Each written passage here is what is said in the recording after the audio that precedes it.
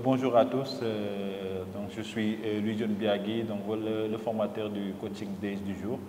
Je suis Louis-John Biagui, entrepreneur et CEO de boutique et expert en développement commercial depuis 15 ans au Sénégal et à l'international pour plusieurs boîtes de la passe. Donc, j'ai occupé toutes les fonctions commerciales depuis le commercial de terrain jusqu'à des responsabilités très hautes dans les entreprises en tant que directeur commercial. Avec ma plateforme boutique, nous aidons les entreprises à pouvoir faire de l'opérationnel, c'est-à-dire faire de la prospection, acquérir des listes et les convertir en clients payants. Et nous accompagnons les entreprises aussi à fidéliser. Donc, de manière régulière, on a accompagné on a généré sur le mois dernier autour de 10 000 leads et converti plus de 2000 clients pour nos entreprises partenaires. Aujourd'hui, il s'agissait de partager avec les entrepreneurs, mes collègues entrepreneurs, quelques skills pour les aider dans tout ce qui est élaboration de plans stratégiques de vente et surtout dans la partie opérationnelle. Donc, c'était une formation qui était très orientée pratique.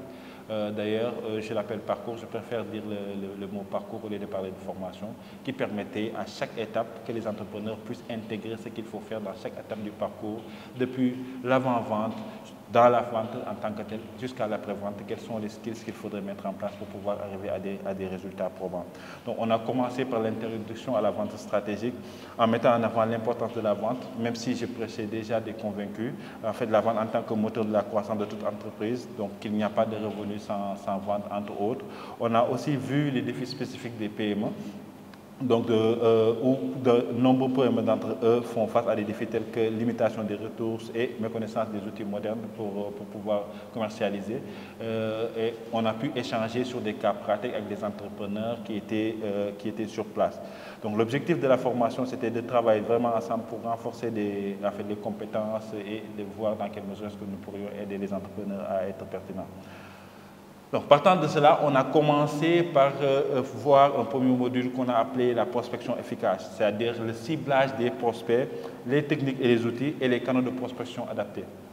Dans la partie ciblage des prospects, la mission c'était de partager avec les entrepreneurs comment est-ce qu'ils devaient déjà dans la conception de leurs produits même répondre aux défis des entrepreneurs auxquels ils sont appelés à rendre service. Donc, on a vu très rapidement comment est-ce qu'il faudrait segmenter son offre. Déjà, j'ai fait la différence entre produit et offre pour faire comprendre aux entrepreneurs qu'ils peuvent avoir un seul produit et plusieurs offres. Ce qui leur permettait de segmenter et de savoir à qui est-ce qu'ils devaient parler de leurs produits et de leurs offres. Et par rapport à cette offre-là, leur dire et insister, on a pris beaucoup de temps pour insister avec chaque entrepreneur que chaque offre est dédiée à un cœur de cible, une seule cible, et qu'on a vu le travail sur le persona pour leur permettre de pouvoir se représenter ce profil des clients-là. Et on a envoyé des outils pour leur permettre de construire eux-mêmes des personas qui vont leur permettre de pouvoir, pour chaque offre, l'adapter à leur persona et avancer de cette manière-là. Donc aussi, on a envisagé à partir de ce moment-là de voir quelles sont les techniques et outils qu'il faudrait mettre en place pour pouvoir segmenter ces clients-là et quels sont les canaux qui sont adaptés à chaque type de persona, chaque segment de cible qu'ils ont défini. On a vraiment insisté sur le caractère qui fait que chaque offre est destinée à une seule cible. Et la cible, une fois qu'on a défini le persona va nous permettre de pouvoir identifier quels sont les canaux de prospection efficaces pour nous permettre de pouvoir parler à nos clients le plus rapidement possible. Être sûr de les trouver là-bas, être sûr de résoudre leurs problèmes et les trouver dans un endroit, en fait, quels sont les canaux à utiliser. Est-ce que c'est de l'emailing qui va être pertinent pour le prospect? Est-ce que c'est du phoning qui va être pertinent? Est-ce que c'est le réseautage dans des séminaires, dans des ateliers ou dans des événements qui va être important, et ainsi de suite. Une fois qu'on a défini son persona, on est en capacité de pouvoir savoir ces choses-là et d'avancer de manière beaucoup plus rapide. Ensuite, on a fait des exercices pour être sûr que les entrepreneurs ont intégré ces solutions-là, ces aspects-là de la méthodologie, pour pouvoir avancer sur la deuxième partie qui constitue, où on a vu les techniques de vente et de négociation. Donc, sur la partie négociation, à vente, surtout technique de vente, on a vu, j'ai insisté sur le fait que la vente se joue dans les premières minutes. Donc, une fois qu'on a trouvé le client, on lui a envoyé, on a trouvé les canaux et qu'on a parlé au client et qu'on est en face du client et qu'on est censé closer, à partir de ce moment-là, ce qui va être important, c'est comment est-ce qu'on va faire en sorte que le client attiser l'intérêt du client pour notre offre. Et ça se joue dans les premières minutes. La mission, c'était de faire comprendre aux entrepreneurs qui sont là que il n'est pas important, le plus important dans cette histoire-là, dans cette aventure-là, ce n'est pas de parler d'eux, mais c'est de montrer au client que c'est lui qui importe. C'était lui l'élément le plus important de ce qu'on essaie de faire.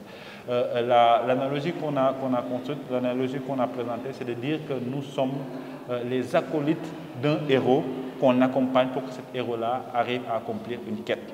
Donc l'ambition, c'est de toujours intégrer cette partie-là de la chose. Comment est-ce qu'on fait pour que l'entrepreneur sache que lui, ce n'est pas lui qui est important, mais c'est le prospect qui est important, c'est la problématique du prospect qui est importante et qu'il faudrait très rapidement, dans le début de la discussion, que le prospect sente cet aspect-là de la chose. Une fois qu'il s'est présenté et qu'il a suscité l'intérêt du prospect, la deuxième partie consiste à des techniques de questionnement pour pouvoir permettre au prospect de rendre évident la solution proposée derrière. Donc des questions qui vont avoir attrait à ce qu'on va présenter pour déjà des questions de qualification qu'on avait déjà faites avant, mais la mission ici c'est de permettre de faire un parallélisme entre les réponses qui vont être données et la solution qu'on va proposer à ce moment-là. Et on a aussi vu les traitements d'objection une fois que au cours de la vente proprement dite, des objections sont soulevées. Comment est-ce que nous, en tant que vendeurs, entrepreneurs et vendeurs surtout, comment est-ce qu'on va pouvoir répondre à ces objections-là. Et dans la discussion, dans l'atelier, on a vu que les entrepreneurs, pour la plupart, n'avaient pas forcément ces notions-là de pouvoir, en fait, de prendre en compte ce que le client disait, même si ça nous déplaît, même si ça ne va pas dans le sens de ce qu'on veut mettre en place. Donc, on a beaucoup insisté sur le fait que le client a toujours raison. Donc, c'est un mot qui paraît banal, mais ça a été martelé plusieurs fois. Le client a toujours raison et à partir de ce moment-là, peu importe ce qu'il va dire, il faudrait le prendre en compte. Parce que déjà, un client qui a accepté de nous écouter, ça veut dire que c'est un client qui était potentiellement transformable. Donc, dès qu'il suscite des objections, ça suppose que ce client-là est intéressé, mais a des doutes qu'il faudrait pouvoir relever. Et j'ai donné une technique assez simple pour faire en sorte c'est extrêmement important. Il faut toujours, peu importe ce que le client dit en termes d'objection, aller dans son sens et lui montrer qu'il n'y a pas de friction et que c'est normal qu'il se pose cette question-là. Une fois qu'il a intégré cette information-là, lui donner des références de clients qui étaient dans la même posture et pour qui on a pu lever ce doute-là, on a avancé ou pour lesquels on a pu obtenir des résultats. Et à la fin de ceci, on a fait des exercices pour voir dans quelle mesure est-ce que les entrepreneurs ont pu intégrer cette partie-là. Ensuite, on a parlé d'outils, on en avait parlé un peu plus tôt, mais ici on a parlé surtout de CRM brièvement pour montrer que tous ces aspects-là doivent être documentés et intégrés de manière à ce que chaque fois qu'on interagit avec un client, on doit avoir l'historique du premier point de contact et de l'avancée du client dans le processus de vente. Chaque interaction doit être documentée pour nous permettre de pouvoir une visibilité globale de ce client-là. Non seulement pour pouvoir savoir à chaque fois quel est le contexte de la discussion qui va être entamée avec les clients, mais aussi pour pouvoir faire en sorte qu'à chaque fois d'avoir le maximum de données qu'on va pouvoir interpréter et améliorer notre offre, non seulement en termes de parcours de client, mais en termes de produit en tant que tel. Donc, c'est dans l'organisation des données, dans l'analyse des données, dans l'optimisation de tout ce qui est avec ça. Ensuite, on a vu, puisqu'on n'avait pas beaucoup de temps, on est parti sur les services après-vente et la fidélisation. La mission, c'était d'insister sur cette partie-là qui est les plus importante, qui est en fait l'une des parties les plus importantes de tout ce qui est vente. Parce que ça coûte plus cher toujours d'avoir un nouveau client que de partir sur des clients existants. La mission, c'était de faire comprendre aux entrepreneurs comment intégrer un processus de feedback de manière régulière sur chaque action que le client a exécuté. Dès que la vente, il faudrait nécessairement demander au client comment ça s'est passé, s'il est satisfait ou pas. Il faudrait mettre en place ça de manière systématique, les feedbacks, pour chaque produit vendu, dès le départ et tout au long du processus d'utilisation. Donc ça, c'est un. Et en dehors de ça, l'ambition, c'est Donc le service après-vente est quelque chose de crucial et de mettre en place ensuite des programmes de fidélisation pour faire en sorte déjà que les clients continuent à acheter chez nous, mais que les clients soient promoteurs de notre produit et service, qu'il faut qu'on organise une communauté autour de notre marque. Et ça va se jouer, on a donné quelques skills en échangeant avec les entrepreneurs, non seulement à faire des formulaires de feedback ou des messages de feedback entre autres, mais traiter chaque entrepreneur, chaque client surtout, comme en fait se positionner comme quelqu'un qui souhaite apporter de la valeur aux clients. On avait dit plus tôt dans l'atelier que chaque entrepreneur devrait intégrer le fait que en fait, il est juste quelqu'un qui accompagne un héros à accomplir une quête.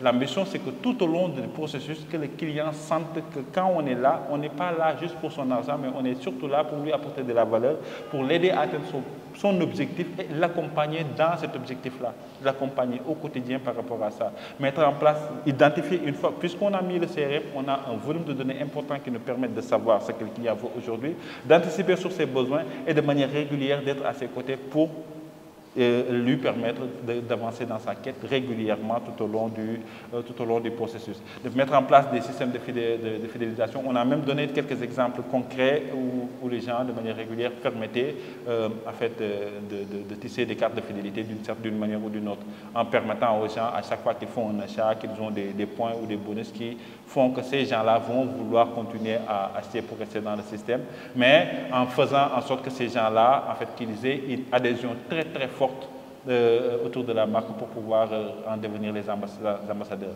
Mais le maître mot de cette partie-là a été: il faudrait chercher régulièrement à apporter de la valeur à tous ces clients. À chaque fois qu'on interagit avec quelqu'un, son ambition doit être premièrement d'apporter de la valeur et d'aider cette personne-là à atteindre cet objectif-là. Et une fois qu'ils ont pensé comme ça, on en a conclu qu'à chaque fois qu'ils penseront comme ça, ce qui va se passer, c'est que le client va payer pour ce service-là et va juger même qu'il paie très peu par rapport à ce qu'il obtient en retour et que l'entrepreneur ou l'entreprise est à ses côtés au quotidien dans toute son aventure entrepreneuriale.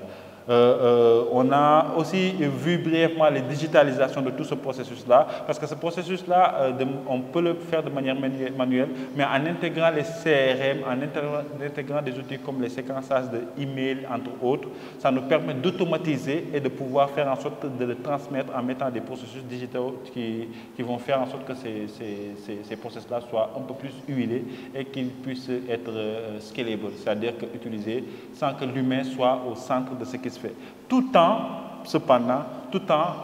montrant aux clients des aspects et des valeurs extrêmement humaines dans ce qu'on fait.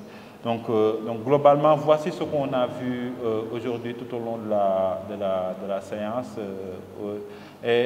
L'ambition, c'est de voir dans quelle mesure est-ce qu'on pourrait accompagner les entrepreneurs avec les coaching days et beaucoup d'autres choses qui sont mises en place pour leur permettre de très rapidement comprendre quel est l'enjeu de pouvoir épurer ses process de vente et qui va les amener à non seulement toucher les cibles, augmenter les clients en fait, très rapidement, en fait, les pourcentages déjà d'acquisition de leads, mais de closing, mais d'arriver à conserver ses clients et à agrandir sa communauté de manière assez efficace. Donc, voici ce qu'on a vu aujourd'hui et c'était une journée exceptionnelle avec des collègues entrepreneurs.